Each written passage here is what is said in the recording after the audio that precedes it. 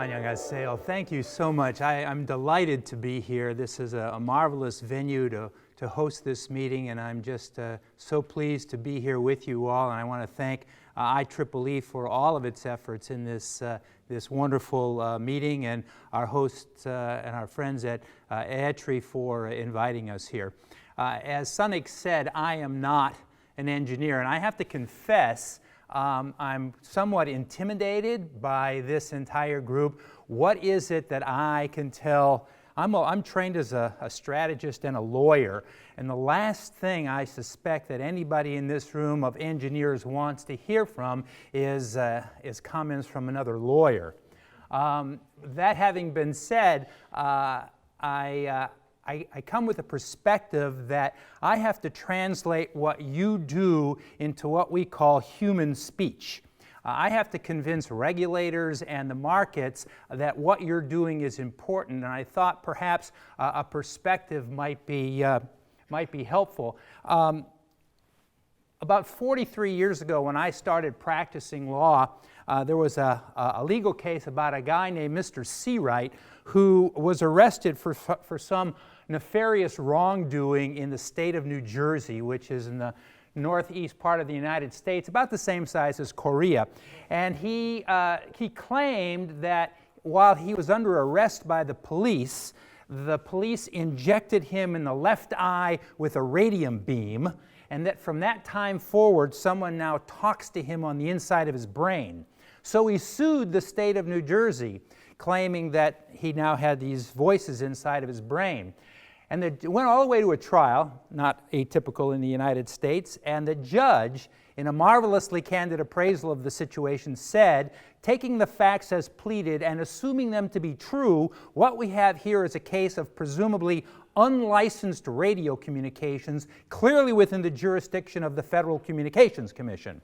So he dismissed the case, and the judge went on to say, however, that even though the FCC should deal with this, that Mr. C Wright could have taken steps to block the transmission to his brain simply by taking a string of paper clips, attaching it to his trouser legs, dragging it along the ground, and thereby blocking the transmission.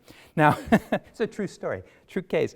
Now, I don't know whether, I never followed up to see whether Mr. C Wright followed up with the Federal Communications Commission, but the more I thought about it, I think what he was 43 years ahead of his time, because what he was really experiencing was ATSC3.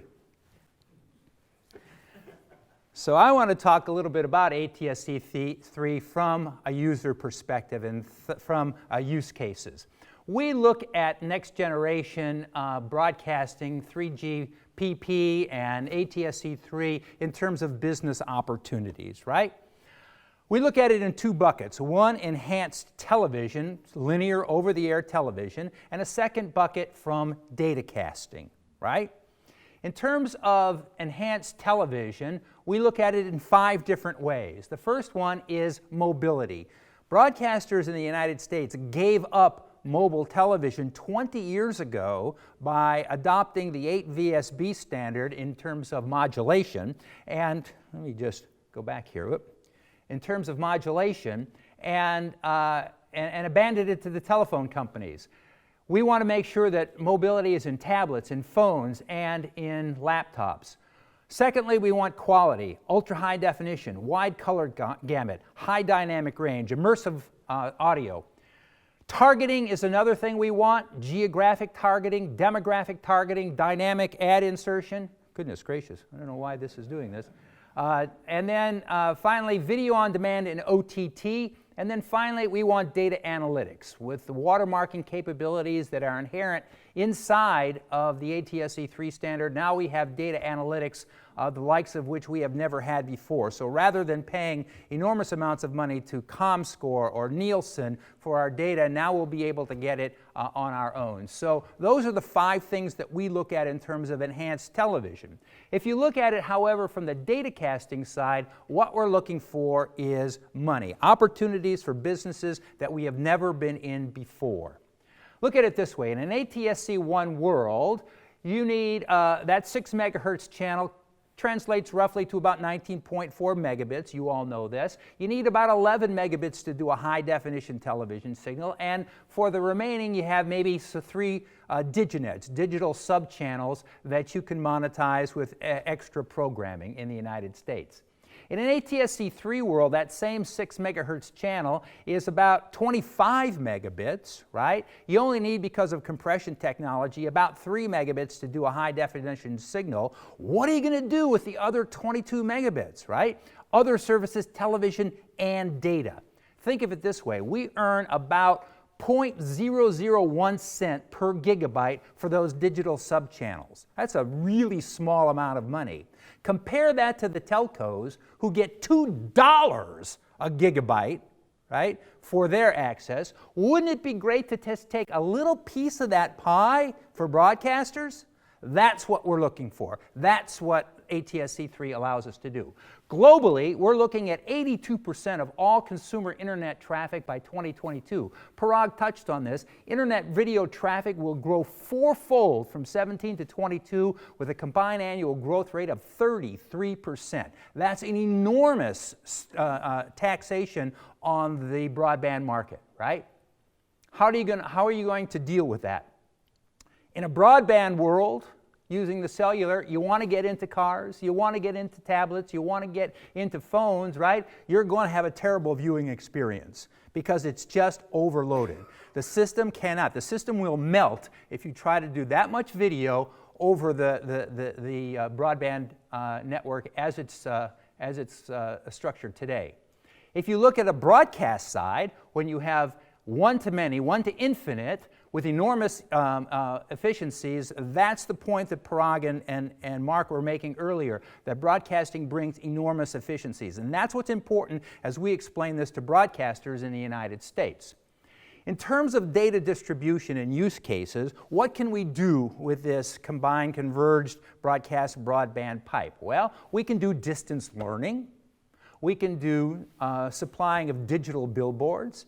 We can do distribution of ebooks.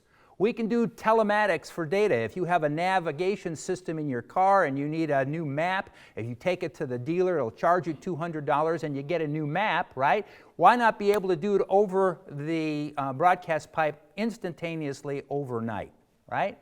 We can be supportive of agriculture. We can put water meters, IoT devices in water meters to help regulate that using ATSC3. Building maintenance, the backbone of the Internet of Things. We can do OTT and using the capabilities of 3.0, we could have a skinny bundle in competition with the cable system. So that's new businesses that we've never been in before. If you're an operating system like Microsoft and you want to do an update to your operating system overnight and you need access to 30 million people, well, if you tried to do that with the existing broadband network, you couldn't do it. It would melt the internet, right? But now you can do it with broadcast overnight relatively easily. As Mark said, in 2020, when driverless cars hit the market, what are they going to need more than anything else? Huge amounts of data for 3D mapping. You can't do that via the cellular system. You cannot do that via Wi-Fi. You can do that using broadcasting, and that's what we demonstrated in Detroit last week. In order for cars not to bump into each other or other things, you need the broadcast technology to provide that information to cars. If you're Netflix or Sling or Hulu or Apple TV and you want to take the latest movie and download it to someone's home and cache it in their home, why use the internet in that last mile and that is so congested if you have a new movie like Black Panther and you want to cache it at someone's house, right?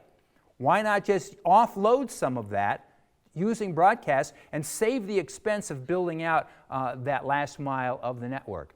You can use 5 megabits of that 25 megabits in the broadcast 3.0 stream and offer 150 radio stations.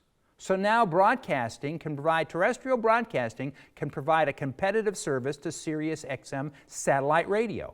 This is another opportunity for broadcasters that we've never had before, using the digital capacity of the ATSC3 pipe. If we want to use virtual reality, we can use the pipe for that.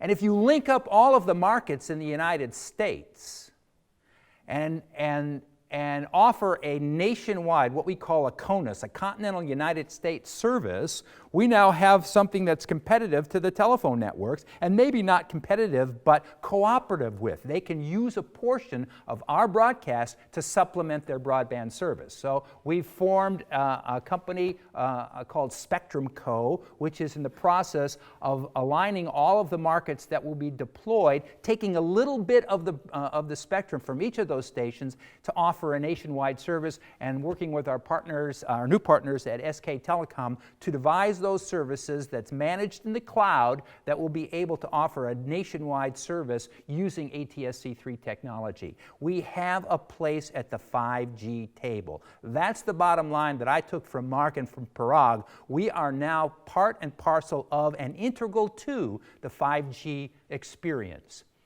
The business models follow the technical convergence. We just have a great big giant data pipe, right? Filled with lots of straws, with asymmetrical return paths, right? We now can take those small paths, offer multiple different services, targeted as they are, to provide a service. The standard setting is in the process of converging. We have ATSC3, as we've heard, 3GPP. Our friends in India, TSDSI, are working on this. We have broadcasting as a service managed in the cloud that we're attempting to get standardized. And overlooking all of that is what we're doing at the ITU in Geneva, trying to get the ITU to say that among the digital services that it's approved with a stamp of approval from the UN, from the ITU, right? We have the Japanese standard, the ISDB. We have DVB. We have ATSC1 and now ATSC3, and of course the Chinese standard. This is just another option for if you're a Caribbean nation, for example, without an extensive array of engineers to help them. They look to the ITU to get the ITU's imprimatur that this is a safe, usable standard, and that's what we're looking at to do at the ITU. 5G managed in the cloud is what this is all about, and ultimately this will be, I think, the saving grace of all broadcasters and broadband, because broadband needs broadcast in order to have an efficiently delivered system. As Parag talked about, the Release 16 and 3GPP is the way that links broadcast and broadband in this world. Mark and Parag talked about the cellularizing of broadcasting, and so I'm not going to talk a lot about that, but you get the sense that this is a way to efficiently use the over-the-air broadcast signal to deliver a service to the users. And if you're driving, and the United States is a fairly large country, if you're driving from one city, from Washington, D.C. to Baltimore, to Philadelphia, to New York, up the east coast of the United States, you want to have a continual signal. Using a cellularized broadcasting SFN array that's attached to the various broadcast channels up down the east coast, now you have a continuous system that can allow drivers to have the same experience all the way up driving the east coast of the United States. As I say, we're linking up all of the markets with our consortium with Sinclair Broadcast Group, the next largest group, Nexstar, Univision, Northwest, and others to provide Spectrum Co. this 5G services. Mark showed this plan. This is just the 40 markets that we announced at NAB. We're already in Phoenix and Dallas.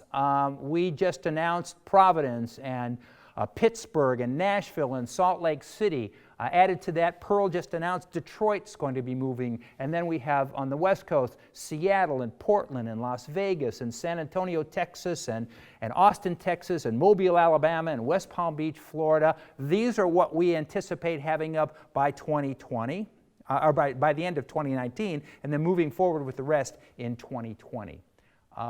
We have a very aggressive schedule that we're trying to merge with the rollout of the repack. As you probably know, we auctioned off about 84 megabits, about 14 channels, to the cellular companies. They took those, or they're in the process of taking that spectrum for cellular use. but the broadcasters that were in that spectrum have to be repacked, have to be moved down into the lower parts of the UHF band. That process is supposed to take 39 months in 10 phases. No broadcaster in the United States thinks it's going to be done in 39 months, but that's the target. So we're trying to convert markets in at the same time that we convert over, that we repack the stations from one channel to another. There's about 1,000 stations that are involved in that repack. So just to conclude, the crucial bridge span connecting broadcast and broadband, and that's the point that we want to leave with our regulators, that's the point we want to leave with our potential customers, and that's what you all are working on so diligently. ATSC3 is the bridge that spans that divide. It's the 5G bridge. So with that, I thank you very much.